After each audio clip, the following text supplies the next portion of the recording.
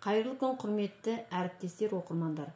Қазақтың екінші, ал әлемнің 309-шы ғарышкері, техника ғылымдарының докторы, авиация генерал-лейтенанты, Қазақстан Республикасы инвестициялар және даму министрінің аэроғарыш комитеті төрағасы Талғат Амангелдіұлы Мұсабаевтың 70 жасқа толуына орай ұйымдастырылған Қазақтың екінші ғарышкері атты видеослайды ұсынамын. Мұсабаев Талғат Амангелдіұлы 1951 жылы 7 қаңтарда Алматы облысы Жамбыл ауданының Қарғалы кентінде дүниеге келген.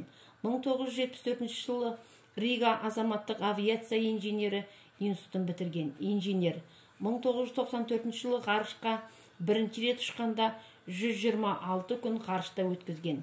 1998 жылы ғарышқа екінші рет ұшқанда 208 күн ғарышта өткізген. Гиннестің үздік табыстар кітабында бір айдың ішінде 5 рет небары 30 сағат 8 минут ұзақтығымен ашық ғарышқа шыққаны жазылып алынған. 2001 жылы ғарышқа 3 рет ұшқанда 8 күн ғарышта өткізген.